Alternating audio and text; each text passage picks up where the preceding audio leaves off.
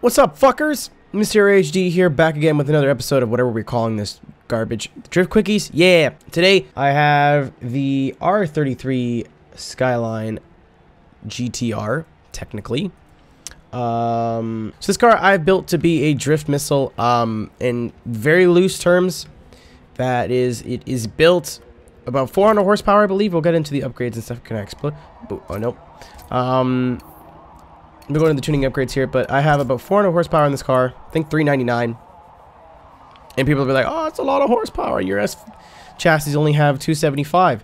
But this car has a lot more weight under it. So it's also the highest PI car I have so far. Obviously, we have a stock engine. I have swapped it to rear-wheel drive, which is like the most complex thing I have in the car. It's 2,900 pounds. And then I put some body kit on it because I'm a racer. So it's the I think it was the June. A top secret front bumper. I just have no rear wing because it looks more missily like that. No rear bumper because none of them really spoke to me. No side skirts, and I think, oh, a top secret hood as well because those look cool. So, stock tires, and we have 265s in the back and 245s in the front. That is another reason why the car's got a bit more powers, because the tires are a little bit wider than they need to be, because obviously this was a higher performance vehicle. So you're going to need, it's going to come with wider tires from stock. So we can't just put it on 215s and go, oh cool, it's done. Haha. I believe, I know this is an HRE wheel, but I believe it's in here somewhere. Yes, S104. And I think I made them a bit bigger. Yep, so they're 18s all around. And now we get into the fun part, because normally I skip this, but I can't because I forgot what I did. Drivetrain, stock clutch, stock transmission, because apparently you can change the final drive. Oh yeah, because it's switched from rear-wheel drive, all-wheel drive to rear-wheel drive, so it's this all from the drivetrain swap. Stock drive line, and then stock or race diff. Platforms and handling. Stock brakes, because you don't need race brakes on a missile. You don't need them. Race suspension, so we can tune the suspension. I have stock anti-roll bars, which I actually had to downgrade. Full cage, because, you know, again, built like a missile car. And then sport weight, because we can't put race weight. Well, we can, but on these imaginary limitations I put on myself, I just choose not to do it.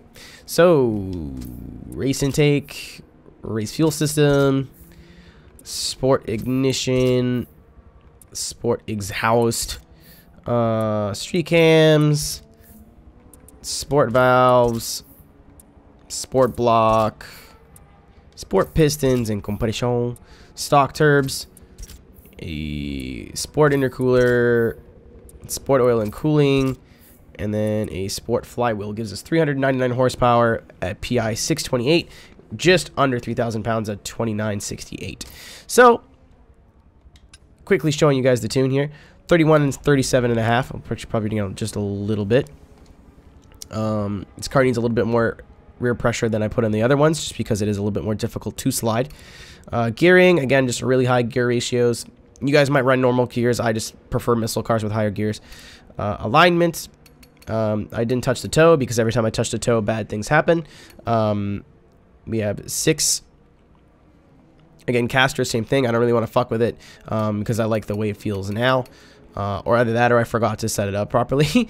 A little bit more negative camber than normal. Actually, I usually run a little bit of positive, but you run a little bit of negative, just to get the tire to have less contact patch, but not too much. This is really a fine balance to find. Anti-roll bars we can't tune. Springs, again, I just have it not slammed, because I don't think a missile car like would be slammed, because I feel like it'd be on really basic coils. Someone in the comments is going to correct me. Well, someone in the comments corrects me on everything, because I'm an idiot, obviously. Just so happens that we're running almost identical front and rear rebound and bump. And then a locked in quotation marks differential. I had an argument, well, not an argument, but I had a conversation with one of you guys the other day who said, no, it's 100 to 100, that means it's locked and welded.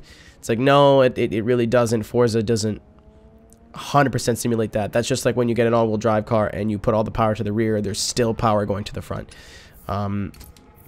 So, you know, you have to remember. I find it so funny that so many people just forget that this is a video game. But that is a topic for another day, and we are going to jump on Catalunya. I forget how many laps I'm supposed to do. I think it's like 5 or 6. We'll do 6. It is 6. Look at the red inside. Oh, of course we have to have this car in midnight purple because it's just what you do. I haven't driven this car. I haven't driven Forza in like a week or so. No, since Tuesday. And I only been driving the Jag, so I haven't driven anything low powered. Can we make it the whole way around is my question. Is this car maybe a little bit too much? It's not low horsepower, but like,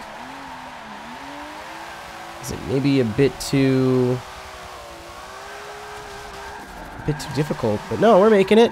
Making our way downtown. Oi, oi, oi. I don't know why I pitbulled there. Oh, God. Twitchy boy. Don't do that to me. So at high angle, obviously, it does not... I think I have to bring down the rear camber just a little bit. Because we are not having difficulty sliding, but I can't really hold high angle. However, this car, very fun to drive. Just because it is, you know, not just an S chassis.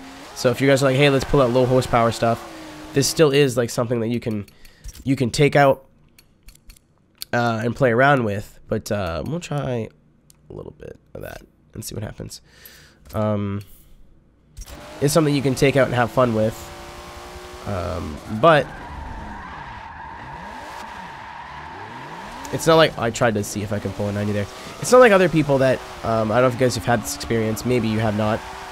But you're like, hey, we'll pull out missile cars. And they pull out an S-Class Mustang and go, hey, man, that's not a missile car. And they're like, well, it's only got 550 horsepower. And, like, I'm aware. So this car, I think, still fits into that missile car ideology of, like, just what you need to drift. It definitely isn't perfect because, like, it is on stock tires, and you know, it doesn't have all the rear grip in the world, but it still has a pretty big tire front and rear, 245 and 265. That's still fairly large. I think we could build a better car if it was on 235s, but you know, them's the rules that I've given myself, and I feel like you guys will never forgive me if I break those rules. That's a joke. I'm joking. Ha ha ha. So funny, my name Tommy.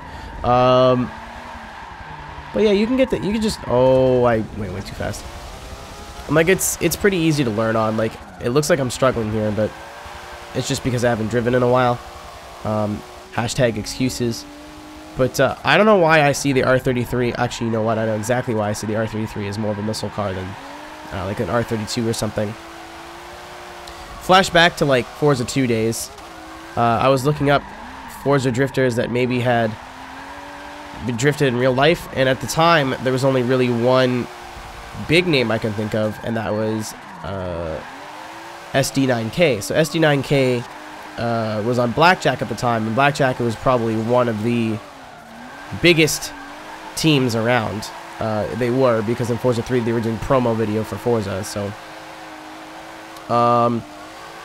So he was on Blackjack, drove a black R33. I still remember a video where he was driving at an event. It was like some sort of shitty like figure 8 out of a flat oval track,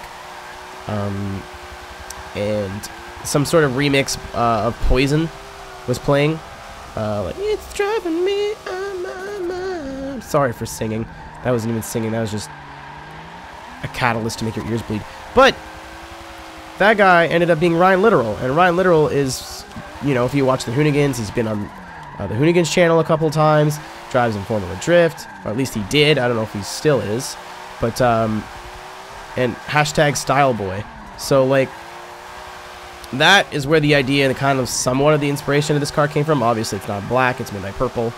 But that's why I think of like an R33 as more of a missile, because his R33 was a shitter. If I recall correctly, it looked kind of similar to this. It was kind of falling apart in the video that I saw.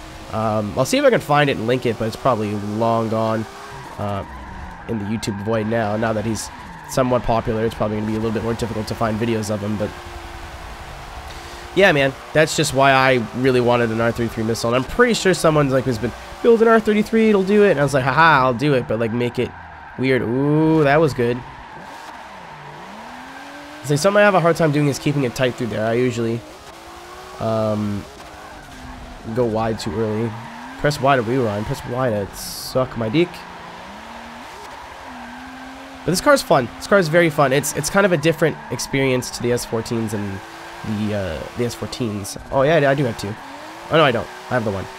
The S14 and the 240 and the other missile cars you guys may have seen. Just because it drives more like a normal car, just with a lot less grip.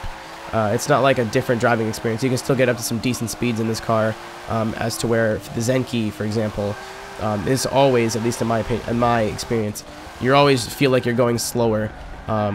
This is a car, actually, if you wanted to stunt on some people online in the right hands, I feel like you could, as in points lobbies. Again, I don't necessarily care about points all that much, but I feel like if you drive it right, you have the capability of at least finishing well, if not winning some lobbies, depending on who you're against. Because this car, like I show you, this track is pretty easy to link all the way around, but not really with a missile car. See, we held it there that time, so I think the toe adjustment helped us. But this track isn't the easiest, especially like on the flat ground and on these uphill sections. Not really the easiest to link, and just with just under 400 horsepower, I feel like is really perfect for this car, like what we were going for. Kind of makes me want to build a full one, which might come in the near future. But thank you guys very much for watching. Please give me a like if you like this video. Subscribe if you want to see more subpar drifting content. We still have a couple of cars left to go on this list before we get back to regular scheduled programming, but I will see you in the next video. Take care, and 360? Nah, not really. So, thanks guys. Have a good one. Peace.